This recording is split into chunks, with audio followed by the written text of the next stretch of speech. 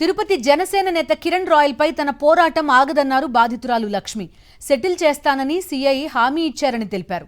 తన వెనుక ఏ రాజకీయ పార్టీ లేదని చెప్పారు. ఏడాది క్రితమే తన దగ్గర ఉన్న ఆధారాలు, వీడియోలను జనసేన నేతే తీసుకెళ్లారని తెలిపారామె.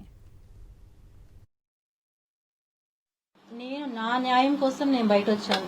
ఏ పార్టీ సంబంధించి నేను బయట రాలేదు.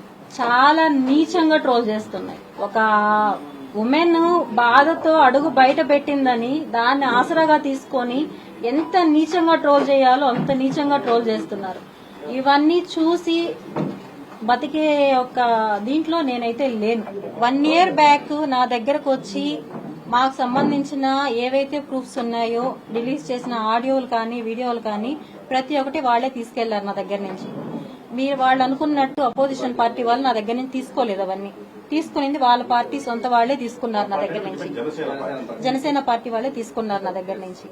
వాళ్ళు ఎవరికి ఇచ్చారో, ఎవరి ద్వారా రిలీజ్ అయ్యాయో అవన్నీ కూడా నేను ఆల్రెడీ సీఐ గారి కంప్లైంట్ ఇచ్చున్నాను. అవన్నీ కూడా వస్తాయి. జనసేనకు సంబంధించి ఒక జిల్లా అధ్యక్షుడు వాళ్లే కాంటాక్ట్ అయ్యి వాళ్లే నా దగ్గర నుంచి తీసుకున్నారు. అంతే తప్ప నేనైతే ఇంకొక పార్టీకి దీన్ని ఇవ్వలేదు. నేను ఫైట్ చేసింది నా డబ్బుల కోసం.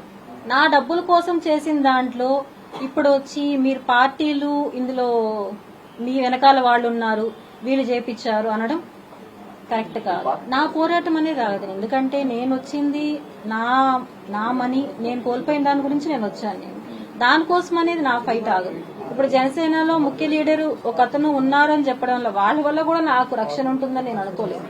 కానీ నేను ఇందులో నుంచి నేను బయటపడాలి. ఫస్ట్ పవన్ కళ్యాణ్ గారి దగ్గర నుంచి, సెక్రటరీ నుంచి నాకు కాల్స్ వస్తున్నాయి. ఎప్పుడు వస్తున్నారు, అపాయింట్మెంట్ కావాలి అని చెప్పారు అని చెప్పి నేను అది కూడా ఇంకా ఏది వద్దు అనుకోనే ఫుల్ స్టాప్ చేయాలనేసి నేను వచ్చాను. నేను